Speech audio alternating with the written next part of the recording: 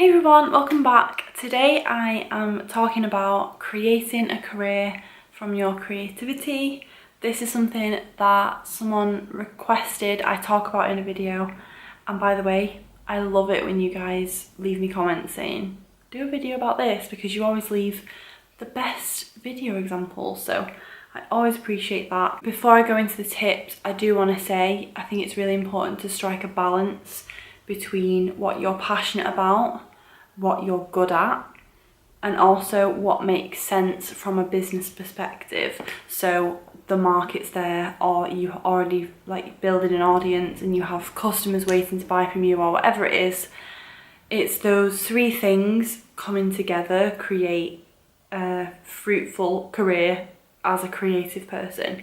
And I think a lot of people think that you can be the most beautiful artist and then work will just come to you, but that's not really how it works, because you can be the most talented person in the world, but as we'll get into in the tips, if you're not savvy and taking the right steps, then you're not going to get there. My first tip is start small and work your way up.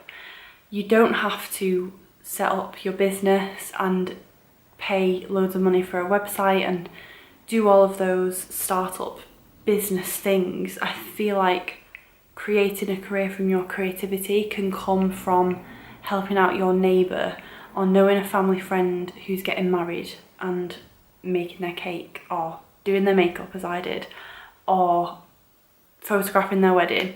Whatever it is that you do, and whatever is your creative outlet, use the network that you already have and maybe find out if one or two people you know or mutually know needs what you have.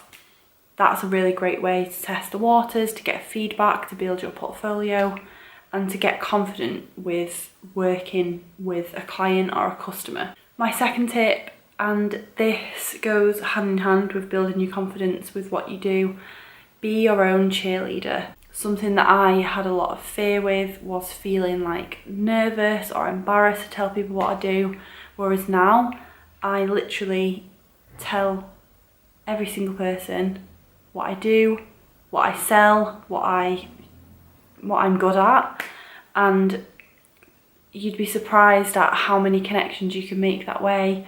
You just never know who you're speaking to. Being your own cheerleader and being able to confidently explain what you do to someone. So a good exercise might be to think about how you can sum up your creativity in a couple of sentences that really sums up who you are and your work, and is a really good grabbing way to tell someone what you do, and is almost banked in your memory. My third tip would be to get business savvy. You have to educate yourself and know how to market on social media, know which platforms are right for you and your target market, know how to do your bookkeeping and register your business and set up a bank account and keep track of all your receipts and expenses. All those businessy things are so important, and if you don't get those right, then somewhere down the line you're going to stumble and you're going to really struggle. A huge part of earning money as a creative and earning money from something that you love to do is having the know-how to get that service or product out there into the world. And to do that, you have to know how you're going to make money, you have to know how you're going to market yourself and grow your business. I will list my favourite business resources below. That video is full of podcasts, books, all sorts of things that I love and I've used as resources to educate me, because I'm completely self-taught with everything business. My next tip is to think about diversifying your income. When you're thinking about getting serious and earning a full-time income for the length of your career, doing what you love, diversifying is absolutely necessary, because diversifying your income streams will mean that if one thing drops off 1 month, you still have another, so you're still going to have some money in the bank coming in. And just as you use your creativity in creating what you love, I always say to use this as an opportunity to get creative with how you can actually make money. Think outside the box. There's so many options.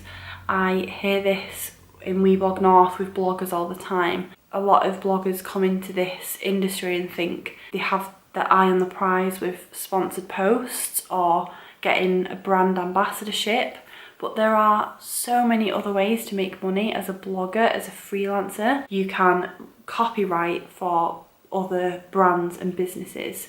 You can create video content for their website. You can host events in collaboration with other businesses and split the profit. There are so many things that you can do with your creativity. If you can offer like one-on-one coaching or classes with your clients, if you can actually show them how to create what you create, think outside the box, get creative, and don't limit yourself to one or two things, because that's when you can head into trouble later down the line if you have a quiet month. And my last tip is probably the most difficult one to sink in, and it's something I still work on every single day, and that is to cut the umbilical cord on your creativity.